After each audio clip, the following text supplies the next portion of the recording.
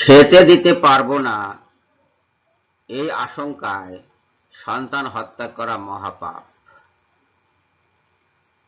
কারণ রিজিক আল্লাহর তরফ থেকে আসে এবং রিজিক ইচ্ছা করলে আল্লাহ বৃদ্ধি করে দিতে পারেন। আবার পরিবার প্রতিপালন করব না এই অঙ্গীকারে আবদ্ধ হয়ে বেশ্যা গমন করা কিংবা অন্যান্য প্রক্রিয়ায় অবৈধ যৌন সংগ্রামে লিপ্ত হওয়া, এটাও অশ্লীল ও নিকৃষ্ট আচরণ। আসসালামু আলাইকুম বন্ধুগণ, আমি সূরা বনী ইসরাইলের 30, 31 এবং 32 নম্বর আয়াতের প্রতি আপনাদের দৃষ্টি আকর্ষণ করছি। 32 নম্বর আয়াতে আল্লাহ পাক বলছেন, ওয়ালা তাকতুলু আওলাদাকুম খাশিয়াতা ইমলাকিন,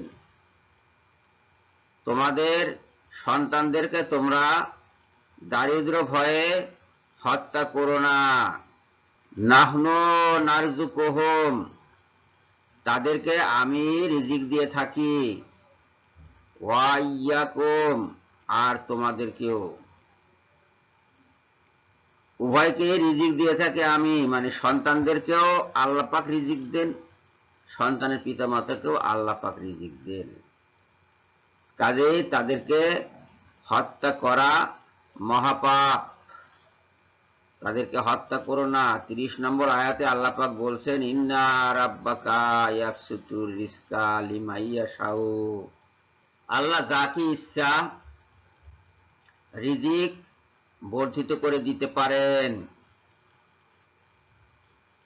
কাজে রিজিক নাই এই ভয়ে সন্তান হত্যা করা মহাপাপ। সন্তান না নেওয়াও গর্হিত কাজ, এটা থেকেও আমাদের এড়িয়ে থাকতে হবে। আর বাইরে গিয়ে জেনার কাজ করা, স্ত্রী বাদ দিয়ে কিংবা স্ত্রী গ্রহণ না করে অন্যান্য নারী নিয়ে জেনায় লিপ্ত হওয়া, সেটাও অশ্লীল এবং নিকৃষ্ট আচরণ। অশ্লীল এবং নিকৃষ্ট আচরণ, এটা থেকে আমাদেরকে বেঁচে থাকতে হবে, আর না হয় জাহান্নামে পতিত হতে হবে।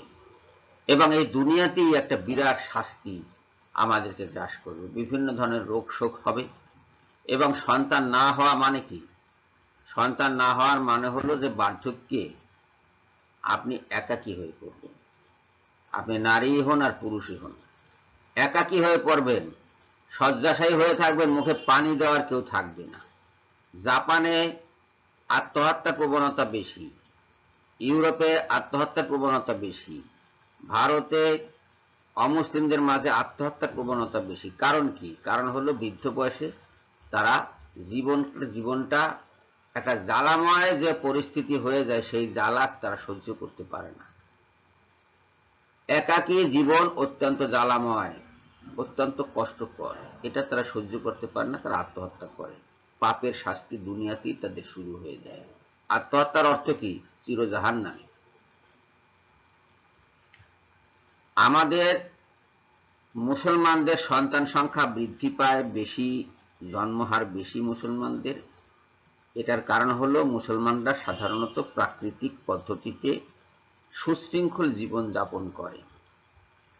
তাদের বীর্য অহেতুক অন্য কোথাও ব্যয় হয় না, নিজস্ব স্ত্রীর উপরেই সেটা ব্যয় হয় এবং সেখানে সন্তান তারা লাভ করে। নারীরও জীবন, সাধারণত মুসলিম নারীর জীবন যদি না অমুসলিমদের খপ্পরে পড়ে তাহলে বেশ্যালয়ে কাটে না, কিংবা চিরকুমারী অবস্থায় কাটে না, যে কারণে তারাও সন্তান উৎপাদনে সক্ষম। এই কদিন আগে ভারতের ইন্দ্রাণী নামে একজন টেলিভিশনের বক্তা জানালেন যে 1 বছরে উত্তর ভারতে 23,000 নারী উধাও হয়ে গেছে। আবার পুরো ভারতে এই মোদির শাসন আমলে 1 লক্ষ নারী উধাও হয়ে গেছে। গেছে কোথায়? নারীগুলো উধাও হয়ে গেছে কোথায়?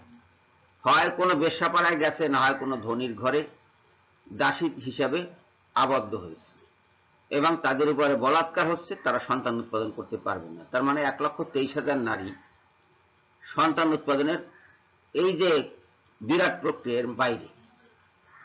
তারপরে এই যে গেরুয়াধারী সাধু সন্ন্যাসী ঘুরে বেড়াচ্ছে, এদেরও সন্তান হওয়ার তো কোনো সম্ভাবনা নেই। এরা যে যৌন সংগ্রাম করে না তা না, করে, শিষ্যদের উপরে চালিয়ে দেয়, কিন্তু সন্তান হয় না। সন্তান যাতে না নিতে হয় সেজন্য তাদের ব্যবস্থা আছে, সিঁদুর খেলেই সন্তান হয় না, এরকম শোনা যায়। তারপর অন্যান্য ব্যবস্থা আছে, জন্ম নিয়ন্ত্রণের ব্যবস্থা আছে, আজকাল তো বিভিন্ন পদ্ধতি আছে, অ্যাবর্শনের পদ্ধতি আছে, সেসব করে তারা সন্তান গ্রহণ থেকে বিরত থাকে, ফলে তাদের জন্ম হওয়ার কম, স্বাভাবিক ব্যাপার।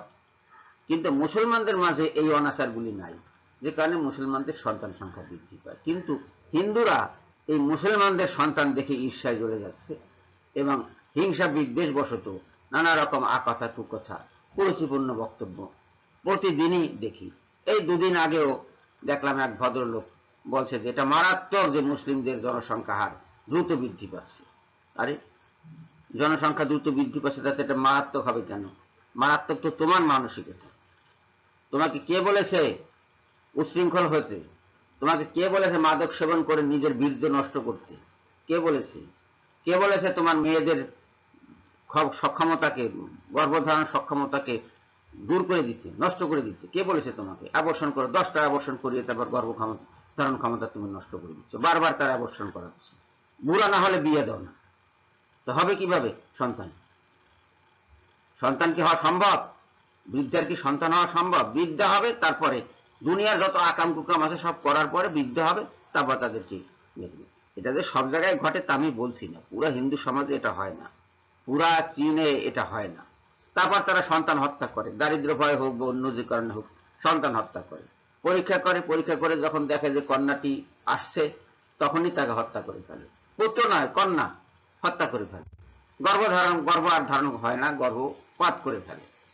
যে কারণে ভারতে এবং চীনে বর্তমানে বিবাহযোগ্য নারীর সংখ্যা কমে যাচ্ছে।